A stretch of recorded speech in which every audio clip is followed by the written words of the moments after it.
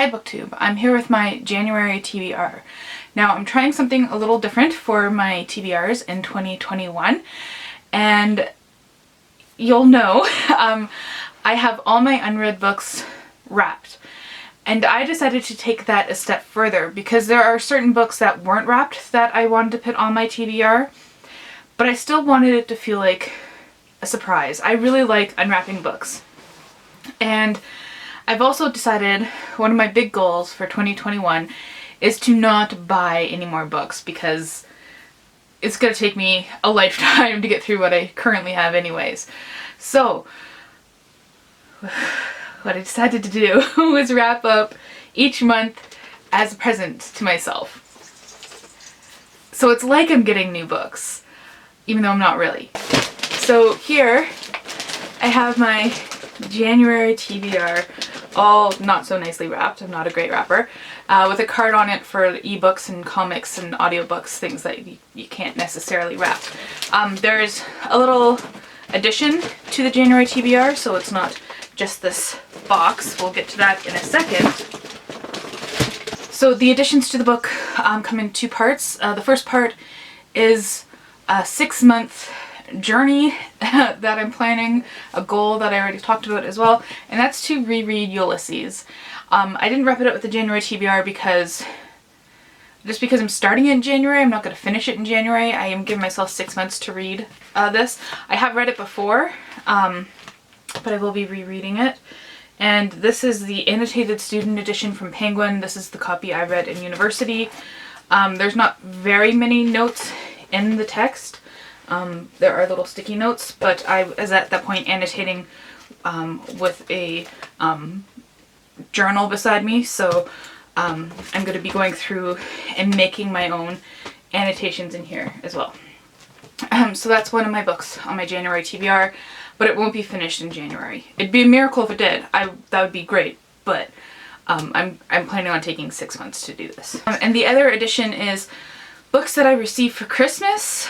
I read in January. So the books I received Christmas 2020, I read in January 2021, and I've been doing that trend for a while now, and I really enjoy it. Because I think when people give me books, they kind of expect me to read them sooner rather than later, and if I wrap them and put them on the shelf, I might not ever get to them. Anyways, so my brother this year, I told him, I didn't give him a wish list, I just said, I want you to go into the store and just give me one book. That's all I care. Just give me one book that you think I'd enjoy. I want you to spend time, you know, picking out a book instead of me just giving you a list or you just getting me a gift card or something like that. And he did an awesome job. And he was astounded at book prices here in Canada. He's like, I wanted to get you more, but I could only get you 2 books. So he got that. The first book he got me is The First Sister by Linden A. Lewis. And this sounds really cool. This is about, okay, so we have First Sister. She has no name, no voice, no agency. The sisterhood forced her into the role of comfort woman for soldiers of Earth and Mars who own the rights to her body and soul, but no more. This is her story. Little Soul Lucius is a soldier from the slums of Venus who has sacrificed everything to escape, only to be forsaken and forgotten by the military he served so dutifully after a major defeat in battle. But no more. This is his story. Hero Valakira is a highly trained assassin who has been told their entire life to conform to other people's standards and expectations at the expense of their own happiness. But no more. This is their story. And I just was just like, okay, this... And I was just like, okay, this sounds amazing. Like, this hits so many boxes of books that I want to read. I'm so lucky that my brother got that for me. The other book he picked out, I didn't even have to like read this to know that it was something I wanted to read. I read Radicalized for Canada Reads, and that was my favorite from that selection. And so when I saw this name, I was just like, oh my god, you hit it, like right on the nail.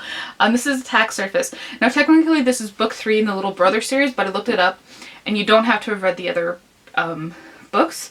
And it says right on the back, I should have read that, a standalone novel set in the world of. So that's pretty cool. And this is about a person who's working in counterterrorism, but she's starting to question the morality of her job. And that sounds really cool. Cory Doctorow talks about a lot of social justice issues and a lot in relation to technology as well. So that sounds really quite cool. So now we can actually open the present.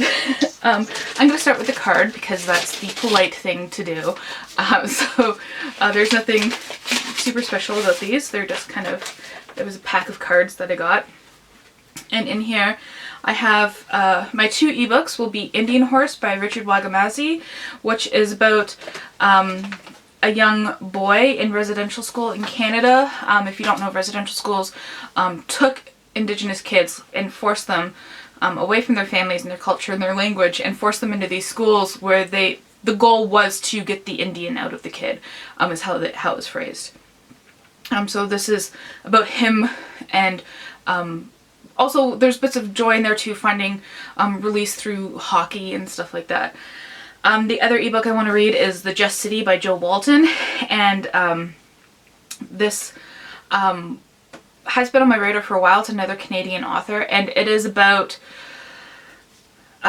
this kind of island, and Athena is a time-traveling goddess, and she takes children and teachers from the past and future and brings them all to this island to create this kind of utopia. But things, you know, don't always go as you think they should. The comic I'll be reading here is Amazing Adventures of Jules. Just for something to hold up, I'll put the covers here. The Amazing Adventures of Jules, and I can't remember the author's name. I should have wrote those down. And that is about a young boy. I think he's 12 years old, and he gets selected through a program to go to space and this long journey, and he brings his guinea pigs with him. And it's just reminded me of Ren Tin Tin and like a fun adventure. So that sounded really nice to begin the year off with. And then the audiobook I'm going to be listening to is Beauty is a Wound, and the author's name is escaping me again right now, but I'll put a picture of the book over here. And that is, it takes place in Indonesia, and it seems to be about everything. It's about a lot of things, and it's also inspired by some classic literature as well.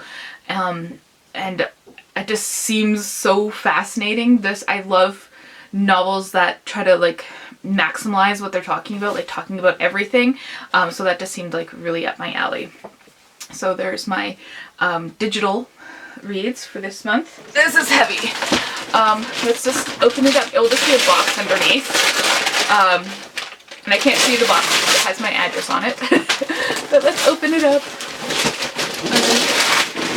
There we go. I love opening presents. It's fun. I leave that bit on there. Okay, let's see what books are in the box. Okay, I have these strips of paper that I originally had with the digital reads on them, but I thought of the card idea. So we will just throw those off to the side and get a sneak peek inside the box. Yeah, let's get into it. Jerusalem by Ali Moore. Now, I'm not going to be reading this whole thing. Something I did with my wrapped books project that I kind of regret is I wrapped some sequels. And I finished books 1 and 2 in this, and I wrapped book 3, and because I had it in the individual sets. And I regretted doing that because I wanted to read book 3 to complete it. And I found this at the thrift store, and I was just like, I gotta get it so I can finally finish part 3, book 3 in this. Does it have a table of contents? Yes, book 3 is called Vernall's Inquest. And Jerusalem, book 1 is a bunch of short stories, kind of. They're interlinked, and you kind of go back to other characters at some points that all center in the borough. Or the boroughs, there's the map there. And we meet a whole bunch of different people. And then book 2 is about a little kid who dies, and he goes to the afterlife. And the afterlife is a really unique world. It's called the upstairs, and you can like look down at the world, and there's doors into the world so they can become ghosts and stuff. And then the third book kind of ties the first 2 together. So I'm really looking forward to continuing with that. And it'll be interesting because a chapter in the third book actually features James Joyce's daughter. So that'll be cool. One of my goals each month was to reread a book, and especially books that I consider my favorite but that I haven't annotated or tagged yet. And for January, I picked up Can You Hear the Nightbird Call by Anita Badami. She's one of my all-time favorite authors, and this book is amazing. I know that I am in for heartache, and I can't say I'm looking forward to it, but I know how good this book is. This is about various different Indian families, mostly living in Canada, one lady living in India, and it all leads up to, do they mention it? Oh yeah, the Air India Flight 182 that exploded off the coast of Ireland in 1985. And it's just astounding. Oh my, if you want like really good character-driven stories, Anita Badami is where to go. I'm really looking forward to reading that. I want to read one book about religion each month as well, and that will be this month, Saving Jesus from the Church, How to Stop Worshipping Christ and Start Following Jesus by Robin R. Meyers. And this is about, countless thoughtful people are now so disgusted with the marriage of bad theology and hypocritical behavior by the church that a new reformation is required in which the purpose of religion itself is reimagined. Jesus is teacher, not savior. Christianity as compassion, not condemnation. Prosperity as dangerous, not divine. Discipleship as obedience, not control. Religion as relationship, not righteousness. And that just really appeals to me. I also had a goal to read one book by an Indigenous author, and that would be Indian Horse by Richard Wagamese. I didn't say that when I mentioned that book, though. And I also wanted to read one book by a Black author each month. And bonus points because this is a Canadian author as well. George Elliot Clarke, George and Rue. And this is historical fiction based on a true story. So George and Rufus were brothers in 1949, and they killed a taxi driver. And this is about that event. This was in New Brunswick. I was going to say Nova Scotia, but it's New Brunswick. So that sounds quite interesting to see why this happened. And I read other books by George Elliot Clarke before and really enjoyed them, so I know I'm in for a good story here. And lastly, we have my two wrapped books from off my shelf that I wanted to complete, and let's open more books. Why not? Okay, so let's start with the bigger book, and I don't necessarily have to read these ones. I can decide that I no longer want to keep them, and I can't see. Oh, okay, I can see. I know what book it is. I had to see if it was uncovered yet.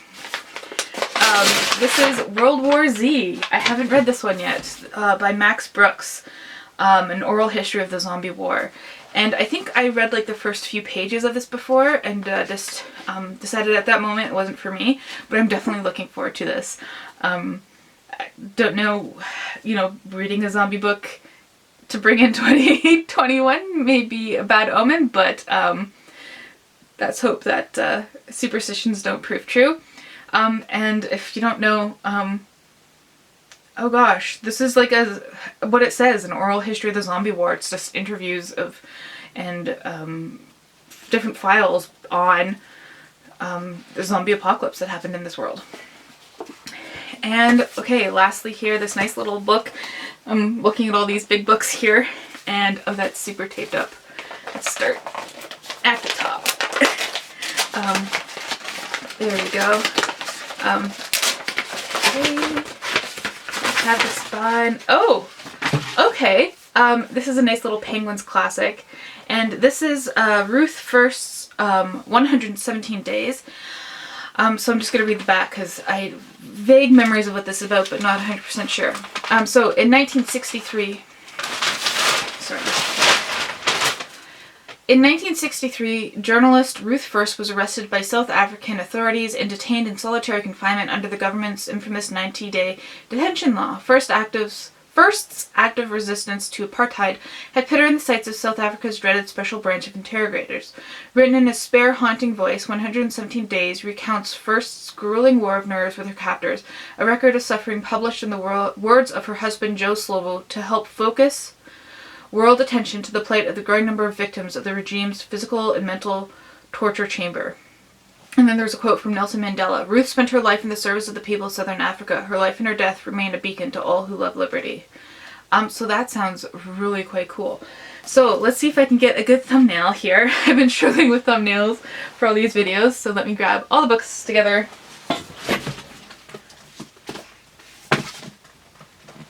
We'll try and put the hardcovers on the bottom. Oh gosh, okay. I'll put the biggest one on the bottom. That makes sense. And then this. People are going to look at the thumbnail and be like, oh my gosh, she's crazy. They won't be entirely wrong. So, there's my stack of books for January. Let me know if you've read any of these books and what you thought about them. And yeah, what's the book you're looking forward to reading most in January? Thank you for watching.